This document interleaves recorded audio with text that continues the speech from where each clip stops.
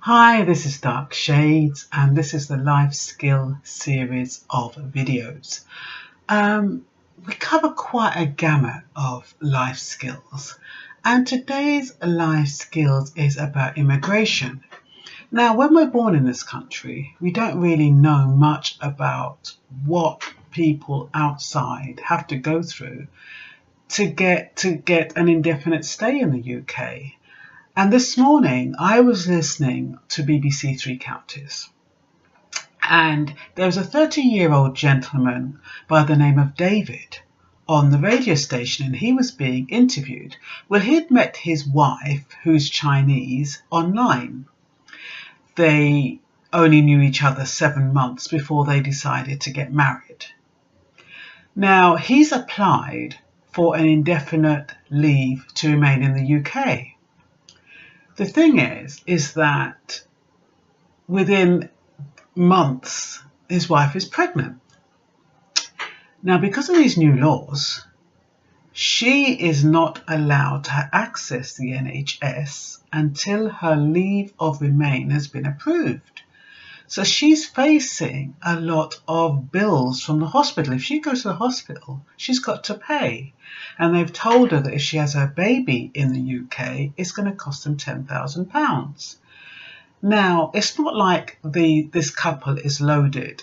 Apparently, because she hasn't got a leave to remain, she's not allowed to work. And then is exacerbated by the fact that the couple are supposed to have a certain income. I think it's about 18,000 they've got to prove. Now, he's got 18,000 by himself, but if he has a child, he's got to add 2,400, I think, for the child. And that's what he's got to show that he can get in to maintain his wife. The thing is that a lot of people who were listening to the radio said it was a sham marriage. Now, I'm listening and the guy's crying and she's crying and I'm feeling quite welled up. That was before I heard the background, and it's amazing how judgment kicks in. Now, before I heard the background that he'd met her online and that he'd only known her 7 months, I was feeling quite emotional. And then they kind of put it in perspective, and the callers were saying, so why did she get pregnant so quick? Why did he marry her before he found out about the immigration laws?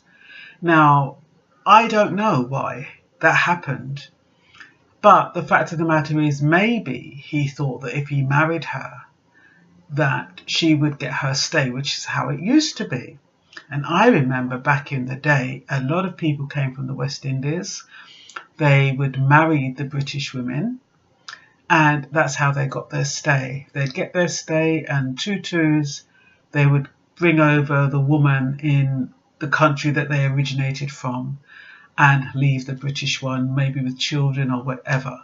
So it's just a ploy to get into the country. So that doesn't work anymore. Apparently, if you marry somebody in this country who's an immigrant or who hasn't got their indefinite stay, number one, you have to go to the country to get married, I believe. And also, if you want to stay with that woman, you have to go to that country. No more of them coming over here, love.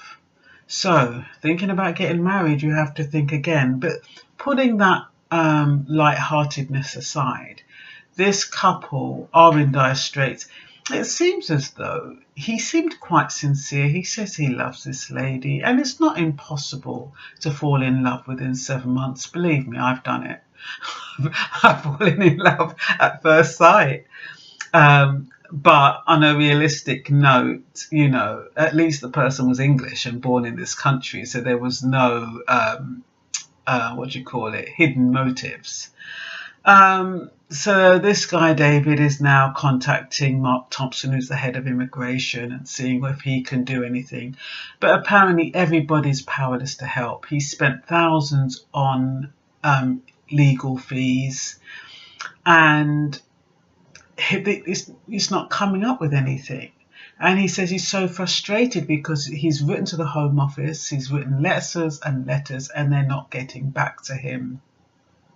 So I'm going to stop it there because it gets a bit intricate after this, and I'm going to go into what you need to do if you're an immigrant and you're in love with somebody who's a resident of the UK. Just a rough overview. Don't quote me word for word. Always do your own checking. Always do your own research. I'm just going to give you a rough view in the next video.